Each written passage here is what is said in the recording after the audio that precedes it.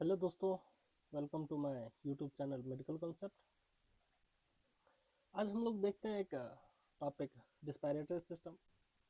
Respiratory system क्या होता है, इसका काम क्या होता है, इसका फिजियोलॉजी क्या है, इसका हिस्टोलॉजी क्या है, ये किस किस से बना है। तो पहले इसका इंट्रोडक्शन देख लेते हैं रिस्पायरेटरी सिस्टम का। Respiratory system, it is responsible for the gas exchange, supply oxygen to the blood and the removing carbon dioxide. It's play a vital role in the maintaining acid base balance. इसका मतलब होता है कि शरीर के जितने भी सेल हैं सबको ऑक्सीजन की ज़रूरत है। ऑक्सीजन नहीं मिलेगा तो वो नेक्रोसिस हो जाएगा, हाइपोक्सिया होगा, हाइपोक्सिया से नेक्रोसिस होता है। तो शरीर में जितने भी सेल हैं उसके लिए ऑक्सीजन की ज़रूरत है, और जो भी मेटाबॉलिक वेस्ट होता है कार्बन डाइऑक्साइड, इसको बाहर भी निकालना होता है। तो रिस्पायरेटरी सिस्टम क्या करता है, ये ऑक्सीजन सप्लाई करता है और कार्बन डाइऑक्साइड को ये बाहर निकालता है। ठीक, इंट्रोडक्शन ये हो गया। इसके बाद ये बना किस किस का होता है, इसका एनाटॉमी देख लेते हैं। तो अपर रिस्पायरेटरी ट्रैक जो होता है वो nose, nasal cavity, pharynx, larynx, इसका बना होता है। और लोअर रिस्पायरेटरी ट्रैक जो होता है वो trachea, bronchi, bronchioles, lungs, alveoli, इसका बना होता है। लंग्स आर डिवाइडेड इनटू दो lobes, right lungs and left lung. तो राइट लंग में 3 लोब्स होते हैं और लेफ्ट लंग में 2 लोब्स होते हैं। Alveoli are the functional unit of the gas exchange. Gas exchange होता कहाँ पे, ये भी कोई क्वेश्चन आता है कि gas exchange occurs in the which part of the lungs, alveoli में होता है। ठीक है, इसके बाद इसका हिस्टोलॉजी देख लेते हैं। ये ट्रैकिया जो होता है ये सी शेप्ड हाइलिन कार्टिलेज का बना होता है। ठीक है, ये C shaped cartilage hyaline cartilage rings होता है। ठीक है, इसके बाद इसमें pseudo stratified ciliated columnar epithelium होता है।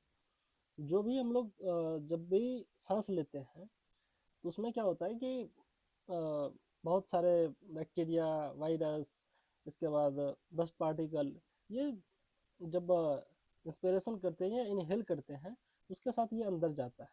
तो ये ट्रैकिया में क्या होता है कि pseudo stratified ciliated columnar epithelium होता है। ये क्या करता है, ये ट्रैप कर लेता है इसको। ये मतलब इम्यूनिटी में काम करता है, ये डिफेंस सिस्टम की तरह काम करता है। इसलिए ट्रैकिया में क्या pseudo stratified ciliated columnar epithelium पाया जाता है। इसके बाद आता है ब्रोंकाई, जो कि कार्टिलेज प्लेट का बना होता है जिसमें गॉबलेट सेल होता है। तो गॉबलेट सेल क्या करता है, ये भी एक डिफेंस सिस्टम का काम करता है। ये गॉबलेट सेल क्या करता है कि जो भी फॉरेन पार्टिकल आता है उसको ट्रैप करके ये बाहर फेंकने का काम करता है। इसके बाद ब्रोंक्यूल्स आता है। ब्रोंक्यूल्स में क्या होता है कि कार्टिलेज नहीं होता है, इसमें स्मूथ मसल ज़्यादा होता है, प्रोमिनेंट होता है। इसके बाद एल्विलाई होता है। इसमें 2 तरह के नीमोसाइट पाए जाते हैं। एक होता है पहला टाइप 1 नीमोसाइट और टाइप 2 नीमोसाइट्स। तो पहला जो टाइप 1 नीमोसाइट्स है ये क्या करता है, ये गैस एक्सचेंज का काम करने का काम करता है। ये कहाँ पे गैस एक्सचेंज का काम करता है भाई, तो ये एल्विलाई में, एल्विलाई और ब्लड में जो ट्रांसफ़र करता है एल्विलाई से ब्लड में, उसमें ये नीमोसाइट टाइप 1 काम करता है। और टाइप 2 जो है ये सर्फेक्टेंट प्रोडक्शन का काम करता है। इसके बाद इसका फिजियोलॉजी देख लेते हैं रिस्पायरेटरी का। ये वेंटिलेशन करता है, क्या करता है, ये वेंटिलेशन करता है, movement of air in and out of the lungs. ये क्या करता है कि एयर को अंदर लेता है और बाहर छोड़ता है।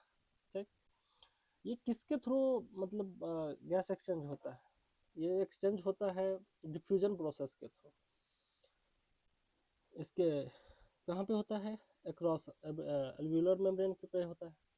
इसके बाद दूसरा परफ्यूजन होता है, जिसमें क्या होता है कि blood flow through pulmonary capillary, और ये रेगुलेट करता है एसिड बेस बैलेंस को भी काम मेंटेन का काम करता है। ये control by the respiratory centre in the medulla and पोन्स।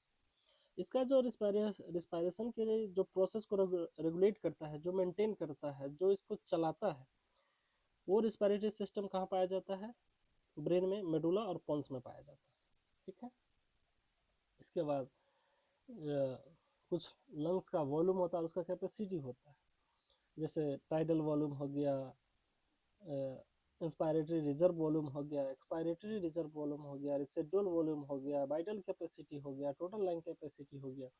इस पर एक छोटा सा वीडियो अलग से बनाएंगे कि टोटल टाइडल वॉल्यूम किसको कहते हैं, इंस्पायरेटरी रिजर्व वॉल्यूम किसको कहते हैं, इस सब के बारे में एक छोटा सा वीडियो बना के उस पर बात करेंगे, और इसका वॉल्यूम कितना होता है। इसके बाद गैस ट्रांसपोर्ट कैसे होता है।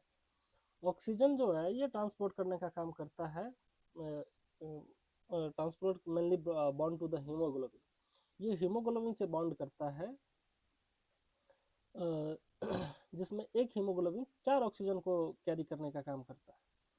इसके बाद carbon dioxide is transported as a bicarbonate, ये किसके तौर पे बाहर निकलता है, बाइकार्बोनेट आयन के रूप में बाहर निकलता है।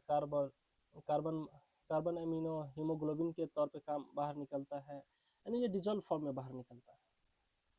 इसके बाद इसमें रेस्पिरेटरी सिस्टम का कुछ कॉमन डिजीज होता है, जो ब्रोंकियल अस्थमा एक होता है, ये क्या करता है, क्रोनिक इन्फ्लामेटरी एयरवे डिजीज है, जो कि मतलब ऑब्स्ट्रक्ट करता है। इसके बाद क्रोनिक ऑब्स्ट्रक्टिव पल्मोनरी डिजीज हो गया, COPD, निमोनिया हो गया, जिसमें क्या होता है कि लंग्स प्रेनकाइमा जो होता है वो इन्फेक्ट कर जाता है। इसके बाद TB हो गया, ट्यूबरकुलोसिस, जो कि काज करता है मेनली माइकोबैक्टीरियम ट्यूबरकुलोसिस।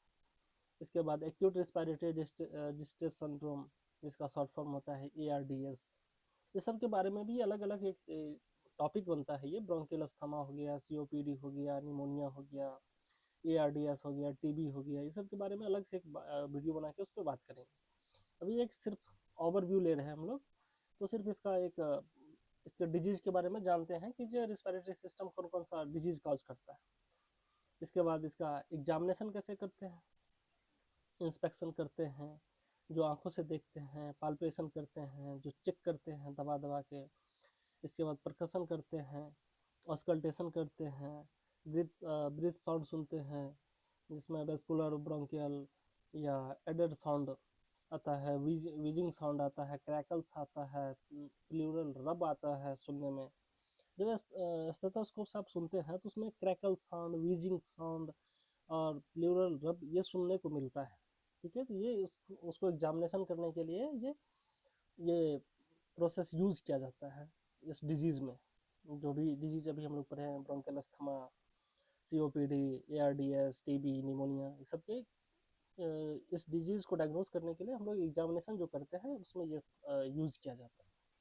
इसके बाद इसको इन्वेस्टिगेशन कैसे करते हैं, इसका इन्वेस्टिगेशन करते हैं जैसे चेस्ट एक्सरे करते हैं, CT स्कैन करते हैं, पल्मोनरी फंक्शन टेस्ट PFT उसको बोलते हैं।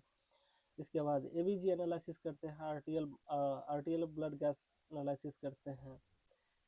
इसके बाद कंक्लूजन पे आते हैं कि respiratory system, the respiratory system is essential for the life, understanding anatomy, physiology and pathology is crucial for the medical practice and clinical diagnosis. मतलब रेस्पिरेटरी सिस्टम इसे ज़रूरत है लाइफ के लिए, और उसको अंडरस्टैंड करने के लिए उसका एनाटॉमी देखते हैं, फिजियोलॉजी देखते हैं, उसमें उसके बाद उसका पैथोलॉजी देखते हैं कि कहाँ पे दिक्कत आ रही है। ये मतलब में डायग्नोसिस बनाने के लिए, कोई भी बीमारी होती है उसका डायग्नोसिस बनाने के लिए ये यूज़ करते हैं। जैसे बीमारी में अभी हम लोग पढ़े थे COPD, TB, इस सब के बारे में हम लोग देखते हैं। तो आज हम लोग ने सिंपल एक रेस्पिरेटरी सिस्टम का एक ओवरव्यू लिया है। इसके बाद हम लोग एक बार इसका 2 टॉपिक और बनता है, एक लंग्स वॉल्यूम्स का और एक डिजीज़ के बारे में।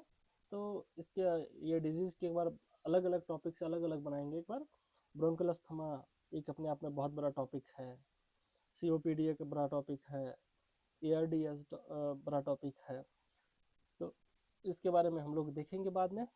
तो तब तक आप एक रेस्पिरेटरी सिस्टम का एक नॉर्मल ओवरव्यू हम लोग लिए हैं। ठीक है, ऐसा ये हो गया आपका रेस्पिरेटरी सिस्टम। Thank you. अब देखिए एक बार इसको और समझने की कोशिश कीजिए, जो नहीं समझ में आता आप कमेंट कीजिए, हम रिप्लाई करेंगे आपको। Thank you.